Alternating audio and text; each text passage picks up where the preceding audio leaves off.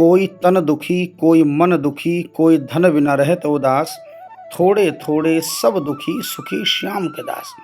संसार में ऐसा एक भी व्यक्ति नहीं मिलेगा जो यह दावा करे कि वह पूर्ण रूप से सुखी है।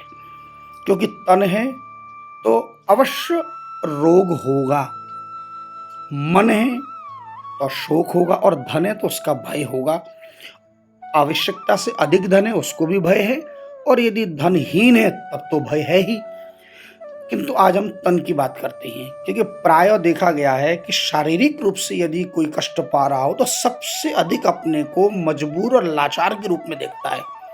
कल्पना कीजिए, जो पिछले कई वर्षों से कैंसर से पीड़ित है अथवा हृदय रोग से पीड़ित है, डायबिटीज से पीड़ित है, और ऐसे व्यक्ति जब बिस्तर पर असहाय की तरह पड़े रहते हैं, उन्हें लगता है कि संसार में मेरा कोई नहीं, मैं क्या करूं क्या करूं। एक समय ऐसा आता है उसे लगता है इस शरीर को ही नष्ट कर दूं क्या। और उस समय फिर हम कहते हैं कि नहीं, आप ऐसा बिल्कुल मत करो। मुझे तो लगता है कि यदि हम कभी बीमार पड़ते हैं, देखिए संसार में एक बात गांठ बांध लीजिए कि संसार में कोई कितना भी बड़ा चक्रवर्ती सम्राट हो, चाहे कितने भी बड़े महामंडलेश्वर हो, कितने भी बड़े संत पद पर आसीन हो, कितना भी बड़ा साधु हो, कितना भी बड़ा भजनानंदी हो, शारीरिक रूप से कष्ट तो आयु के साथ साथ आते ही हैं। किंतु यहाँ पर एक किंतु है, किंतु भजनानंदी जो पुरुष होते हैं, जो भजन करते हैं, जो श्याम सुंदर के साथ, गोविंद के साथ अपना शाश्वत संबंध स्थापित कर लेते हैं, उन्हें उस कष्ट का बोध नहीं होता। कष्ट होगा, शरीर में रोग होगा, पर वह रोग उन्हें अनुभव नहीं होता। उस रोग को भी वो एक प्रकार से अपॉर्चुनिटी मान लेते, एक अवसर मानते हैं भजन का। उन्हें लगता है कि भगवान ने हमें भजन करने का एक अवसर दिया। ठीक उसी प्रकार जब आप शैया पर लेटे हैं, तो बताइए शैया पर लेटे लेटे हम क्या कर सकते हैं। हम पैदल चल नहीं सकते, मुख से बोल नहीं सकते, तो मन ही मन यदि जीवा हिला भी न सकें और मन ही मन केवल यदि भगवान के नामों का उच्चारण करें। आप ये कहेंगे कि बीमार मैं पड़ूं और मैं भगवान को क्यों बुलाऊं। देखिए उसका एक कारण है। श्रीमद् भागवत में तृतीय स्कंद में 6वें अध्याय में विराट पुरुष की उत्पत्ति की कथा आती है, और हम सब उस विराट पुरुष के अंश हैं। तो कहते हैं विराट पुरुष जब सबसे पहले उनकी उत्पत्ति हुई तो सबसे पहले उनके मुख प्रकट हुए, और उस मुख में लोकपाल अग्नि ने प्रवेश किया, जिससे कि यह जीवात्मा बोलता है। और फिर उनके विराट पुरुष के तालु उत्पन्न हुआ, तालु में लोकपाल वरुण प्रविष्ट हुए, जिससे कि जीव रस ग्रहण करता है। उसके बाद उनके नेत्रेंद्रियां प्रकट हुई, जिसमें लोकपति सूर्य ने प्रवेश किया। उसके बाद विराट पुरुष के विग्रह में त्वचा उत्पन्न हुई, उसमें अपने अंश त्वगिंद्रिय के साथ वायु स्थित हुए, और उसी प्रकार उनके चर्म प्रकट हुए, उसमें औषधियां सब प्रकट हुई।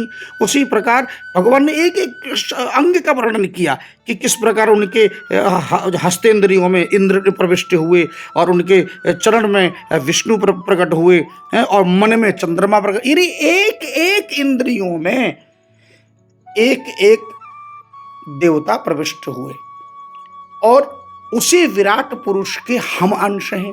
इसका तात्पर्य हमारे भीतर जो जीवात्मा बैठी है वो जीवात्मा भी उसी नारायण के अंश है। अर्थात आप जिस इंद्रियों के कुपित होने से आप कष्ट पा रहे हैं, उन इंद्रियों के अधिष्ठान पुरुष कौन, वही विराट पुरुष, वही भगवान श्री कृष्ण। तो जो उस दुख का मूल कारण, यद्यपि मूल कारण तो हमारे कर्म हैं, तो लेकिन स्वामी तो हमारे ठाकुर हैं। तो इसलिए अपने प्रारब्ध को नष्ट करने के लिए, अपने कर्म का जो भोग हम लिखा कर लाए हैं उसको नष्ट करने के लिए सबसे सुगम उपाय है भगवान की शरणागति। और इसीलिए मैत्रेय जी भागवत में तृतीय स्कंद में कह रहे हैं, इस श्लोक को ध्यान से सुनिए। शारीरा मानसा दिव्या वैयासे ये च मानुषा भौतिकाश्च कथम क्लेशा बाधन्ते हरि संश्रयम्। जो पुरुष हरि के आश्रित रहता है उसे शारीरिक, मानसिक, दैविक, मानुषिक अथवा भौतिक दुख किस प्रकार को कष्ट पहुंचा सकते हैं? कथम क्लेशा बाधन्ते, उसके जीवन में क्लेश हो कैसे सकता है यदि उसने तन से मन से भगवान की शरणागति ले रखी हो। इसलिए अब प्रश्न उठता है कि आप और हम कलिकाल में जीते हैं, तो इस कलिकाल में सबसे बड़ा साधन क्या है? मैं कहता हूँ युग कोई भी हो, पर साधन एक ही है, वो है तप। बिना तपस्या करे न ध्रुव को राज्य मिला, और न बिना तपस्या करे पार्वती माता को भगवान शिव मिले हैं।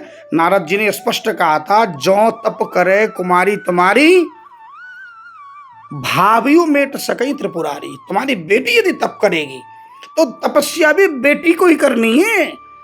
मतलब है, आजकल क्या माँ बाप कहते हैं कि हमारे बच्चे तो हमारी बात नहीं सुनते, गुरुजी क्या हम अपने बच्चों के लिए हम कर लें? अरे भाई, पार्वती के माता पिता ने तो ऐसा नहीं कहा। पार्वती को कहा, बेटी तुम तपस्या करो, पति तुम्हें चाहिए, हमें नहीं। तो उसी प्रकार जिसके शरीर में कष्ट हो तब भी वही करे। और ध्रुव को क्या कहा था उनकी माता ने कि तपसा राज्य पुरुषम तस्यैवानुग्रहेण में, तपस्या करके उनके अनुग्रह लेने जाओ। और गर्भे तुम साध्यात्मानम यदिच्छसि निर्वासनम। हे राजपुत्र, यदि तुझे राजा बनना है तो गर्भे तुम साध्यात्मानम, मेरे गर्भ में आने के लिए तुझे साधना करनी होगी। तू वन में जाके तपस्या कर। और तब ध्रुव ने ओम नमो भगवते वासुदेवाय द्वादशाक्षर मंत्र की सिद्धि प्राप्त करके और भगवान को प्रकट किया और शासन किया 36,000 वर्ष तक। तो तपसा राध्य पुरुषम, उस परम पुरुषोत्तम भगवान की तपस्या करो। तो कली काल में तपस्या कौन सी है? इस कली काल में यदि कोई तपस्या है तो कलौ तद हरि कीर्तनात्, केवल कली काल में भगवान श्री हरि के नामों का संकीर्तन, बस केवल इतना ही करना है। कि संकीर्तन तो करें, पर कैसे करें? तो हमें भाव से करना है।